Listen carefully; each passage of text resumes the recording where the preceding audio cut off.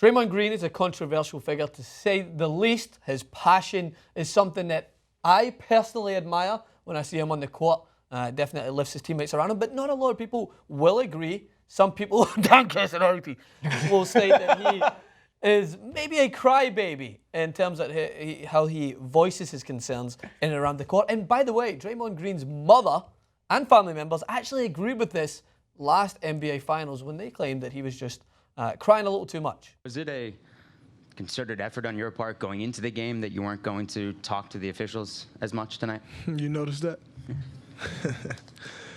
My mom and my grandma told me I'm crying too much. Leave the officials alone and just play. They got you out there looking like you're a punk and don't know how to play basketball. And when you sit back and watch, that's what I was doing. And the fact that you asked me that question even further lets me know that that's what I was doing. So I just told myself, I'm going to come out and play, and whatever happens, happens. So that was last year's NBA Finals. But nothing's really changed this year. I mean, he's still complaining, but he's still passionate. So the question that we're wanting to propose to the audience, and I'm sure Jason will get to in a minute, is he a crybaby or is he just passionate? I have my outright answer for this, and we'll discard another one, but Jason, I know you'll get to it first. There is zero objectivity when it comes to this type of question. It is completely subjective, and here's how you know that. I'm going to put in the comment section for this clip a list of 10 players, and I'm going to ask people in the comment section below in order to say passionate or crybaby, right? My list is going to look different from pretty much everybody else's because I'm going to put 10 guys in there, so the likelihood of it matching up is not the same. Draymond Green, Chris Paul, passionate. For me, at least. Dwight Howard, Steven Adams, crybaby. Matthew Dellavedova, crybaby. LeBron James, passionate. Like Dwayne Wade, crybaby. You can go down the list. There's no objectivity to this because here's the reason. It's entirely based on fandom of a player. If you think that Draymond Green is a crybaby, then you absolutely must think that Chris Paul's a crybaby. But if you like one of those players more than the other, then you're just going to call one passionate and the other a whiny bitch about it. Now, yes, we have seen Draymond Green complain to the refs a ton. He's probably in the top 25 guys who complain to the refs. But take a close look at any NBA playoffs game this season, last season, the season before. Do you want to know why people don't say that Michael Jordan wasn't a crybaby and why Karl Malone wasn't a crybaby and guys from the 90s, and I don't want to go back to the 80s because I don't think they had it in color.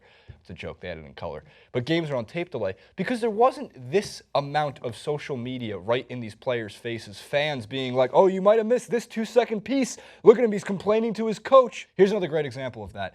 Des Bryant is always, and this is the NFL case, always labeled this crybaby. He complains, he never can get his cool on the sideline, and then they picked up the audio once. And then they picked up the audio on the sideline, and what was he screaming at Tony Romo?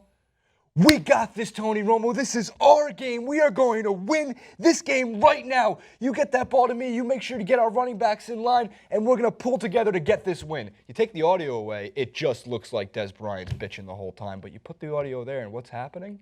He's getting his team rallied. Yeah. So it's subjective. It's subjective to that, I agree, but it's also subjective to the cameraman. As we talked about this before, you can make anyone look like a superstar if you're constantly filming him. Francis Maxwell does TYT Sports from 9 different angles. Oh, but he wasn't happy on that angle. Oh, he wasn't happy on this angle.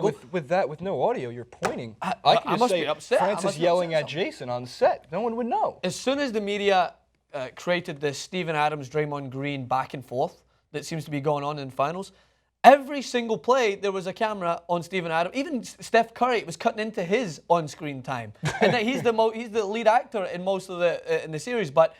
And then you get people saying, "Oh, well, he needs Steven Adams in the groin."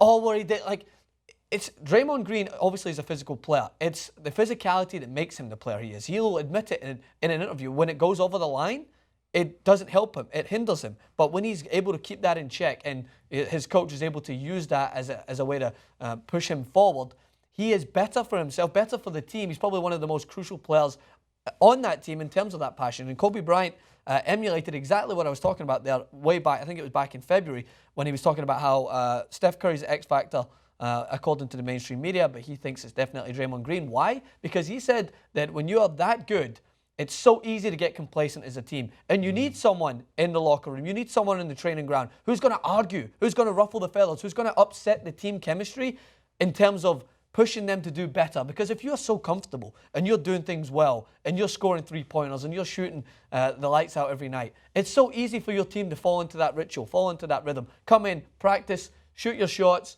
shoot the shit with your mates and then leave. But if you've got a guy like Draymond who's like, no, that's fucking not okay. You need to be making sure that you're going to practice perfection every single day. It makes the full team better. Every single team has that.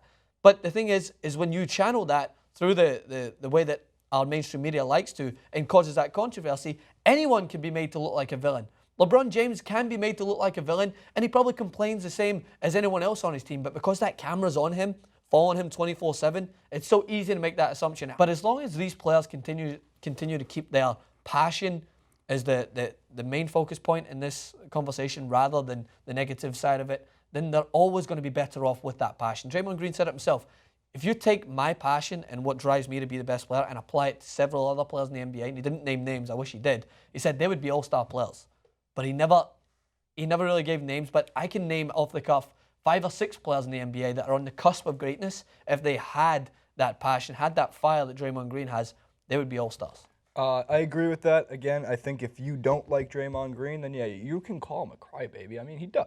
Look, there's no doubt about it. He talks to the refs a lot, but he talks a lot of shit as well. So does this handful of 300 other NBA players in the league. Comment below with what you believe about Draymond Green. Passionate, whiny, crybaby. What about other players in the league? What about, Dwight Howard and Chris Paul and DeMarcus Cousins and Rajon Rondo and Kyle Lowry? Actually, he's pretty quiet. DeMar DeRozan, he's quiet too. But again, it's subjective. Comment below with what you think about these players. Is Draymond Green a crybaby? Which players could be doing with Draymond Green's passion to help their career? Man, maybe give it all to the Knicks.